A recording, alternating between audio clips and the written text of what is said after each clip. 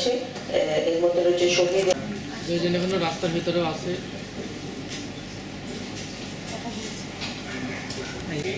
সেইখানে যখন ফ্রি করতে হয় তাদের যারা সেখানে তালিকাভুক্ত করেছি বিভিন্ন ক্যাটাগরিতে।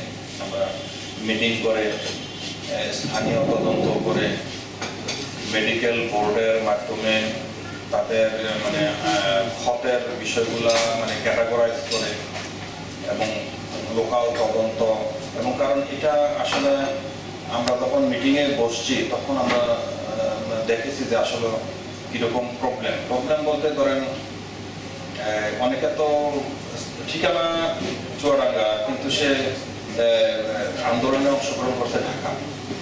এই যে বিষয়গুলা এরপরে আসলাম হোসেন অর্ক আছে এবং তাদের যে চ্যানেলের মাধ্যমে যোগাযোগ করে আমরা এবং নিট অ্যান্ড ক্লিন তালিকাটা করার চেষ্টা করছি এবং আমাদের নিয়ে কি বলবো এই তালিকা নিয়ে এখন পর্যন্ত আমার কাছে কোনো আপত্তি আসে না এবং আমরা চেষ্টা করেছি সকলের জিনিসগুলো দেখার জন্য এবং আমার এমন নলেজ আছে যে একজনের আসছিল সে নিজের থেকে বলছে যে না আমার নামটা দরকার না, আমি আসলে সেরকম আহত আমাকে কোনো ক্যাটাগরাইজ করা দরকার ঠিক আছে না। তার মানে তারা এই দিকটা খুব স্বচ্ছ ছিল এবং বারে বারে আমাদের কমিটির মাধ্যমেও এই বিশেষ করে ছাত্র প্রতিনিধিদেরকে বলা হয়েছিল যে আপনারাই সার্টিফাই করতে হবে কারণ আপনাদের সাথে ওরা ছিল, কে কিভাবে আহত হয়েছে সেটা তো আমি বলতে পারবো না তাই না।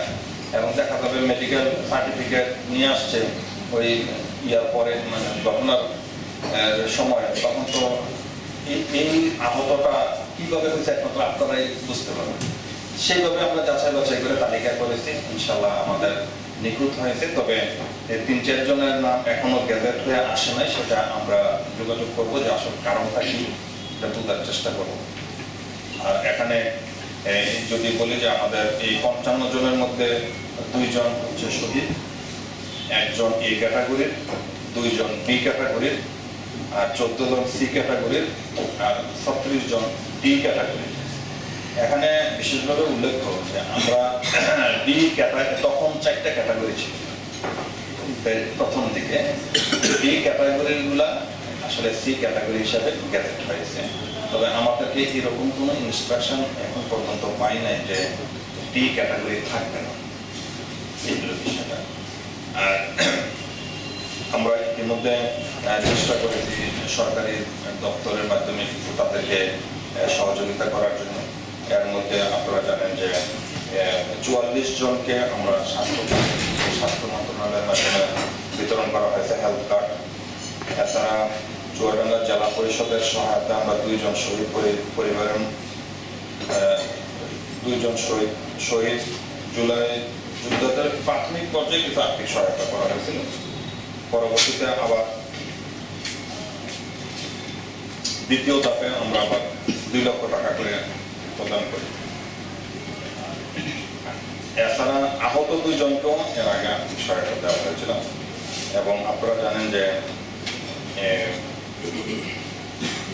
বিশেষ করে মানে ঈদে এবং পয়লা বৈশাখে আমরা চেষ্টা করি ছাত্রদের প্রতিনিধির মাধ্যমে প্রশাসনের তরফে তাদের পরিবারের খোঁজখবর রাখার জন্য।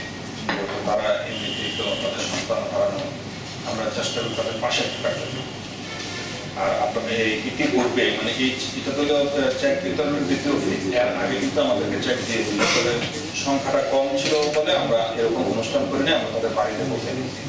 সেটা এ ক্যাটাগরির 2 জনকে 2 লক্ষ টাকা করে 4 লক্ষ টাকা দেওয়া হয়েছে, আর বি ক্যাটাগরির 1 জনকে 1 লাখ টাকা 5 লাখ টাকা দেওয়া হয়েছিল কিছুদিন আগে। আর আজকে আমরা 46 জনকে 46 লাখ টাকা দেব। এই হচ্ছে সিনপসিস। আর আসলে আমরা যে নতুন বাংলাদেশের স্বপ্ন দেখেছিলাম বৈষম্যবিহীন বাংলাদেশের নতুন জাগরণের যে নবজাগরণের যে স্বপ্ন দেখেছিলাম সেই স্বপ্নের দ্রষ্টা আপনারা, এবং আপনারা সেই স্বপ্ন দ্রষ্টা হিসাবে পরবর্তীতে রাষ্ট্র তার কিছু দায়িত্ব আছে আপনাদের উপরে, সেই দায়িত্ব যথাযথভাবে সঠিকভাবে পালন করার রাষ্ট্রের অঙ্গীকার আছে। বিভিন্ন ধরনের জটিলতা, অন্তর্বর্তীকালীন সরকারের অবস্থা, আইন শৃঙ্খলা পরিস্থিতি, অনেক কিছু বিশেষ করে রাষ্ট্রের ভিতরে যে সকল অস্থিরতা, সেগুলো অনেক কিছু মোকাবিলা করতে হচ্ছে। এসব মোকাবিলা করার জন্য হয়তো রাষ্ট্রের দেরি হয়েছে, কিন্তু রাষ্ট্র আপনাদের প্রতি যত্নশীল এবং অঙ্গীকারবদ্ধ আপনাদের যে কোনো সমস্যার সমাধান করবে। সরকার তারই প্রতিফলন হিসাবে আজকে আপনাদের যতটুকু পারো তার প্রচেষ্টা চালিয়েছে। আমরা এই প্রচেষ্টার সাথে আছি এবং আমরা চাই যে আপনারা সহ নতুন বাংলাদেশের যে স্বপ্ন আমরা দেখেছি, এই স্বপ্ন, এই রাষ্ট্র বিনির্মাণে আমরা সবাই একসাথে থাকবো, ঐক্যবদ্ধ থাকবো এবং একটি সুস্থ জাতি, সুস্থ রাষ্ট্র, রাষ্ট্রের যে মৌলিক অধিকার স্বাস্থ্য, সেটাকে আমরা নিশ্চিত করবো। আমরা আমাদের আজকে যে টাকাটা দেওয়া হচ্ছে, আমরা কিন্তু এই টাকার জন্য আসলে আন্দোলন করি নাই। আমাদের মেন টার্গেট ছিল স্বৈরাচার হটানো। সেই স্বৈরাচার হটানো আমরা হটিয়েছি অনেক ত্যাগ তিতিক্ষার পরে আর কি। আমাদের এখানে অনেকেই গুরুতর আহত আছেন, তারা এখনো নিয়মিত ট্রিটমেন্ট নিচ্ছেন এবং হয়তো সামনে আরো তাদেরকে ট্রিটমেন্ট নেওয়া লাগবে। আমরা বলতে চাই যে আমরা নাগরিক হিসেবে স্বৈরাচারে হটিয়েছি, রাষ্ট্র কতটুকু দায়িত্ব পালন করবে সেটা রাষ্ট্রের ব্যাপার। তবে আমি এতটুকু বলতে চাই যে রাষ্ট্র একটু পরে হলেও আমাদের যারা জুলাই যোদ্ধা আহত হয়েছেন তাদেরকে যাকে সম্মানী দেওয়া হচ্ছে, এটা অবশ্যই ভালো দিক এবং রাষ্ট্রকে আমি সাধুবাদ জানাই। পাশাপাশি আমি সর্বশেষ বলতে চাই যে আমরা যখন আন্দোলন করেছি, আমরা বিভিন্ন সন্তানরা তার পিতামাতাকে ছেড়ে এসেছে এবং পিতামাতারাও তাদের অনেক কষ্ট করে এই আন্দোলনে যুক্ত হয়েছে, অর্থাৎ সাধারণ জনতা। আমি বলতে চাই যে আমাদের ওই সময় যে একতা ছিল, যে ঐক্যবদ্ধ ছিল, ঐক্যবদ্ধভাবে আমরা আন্দোলন করেছি, এই ঐক্যবদ্ধভাবে আমরা সামনে থাকতে চাই।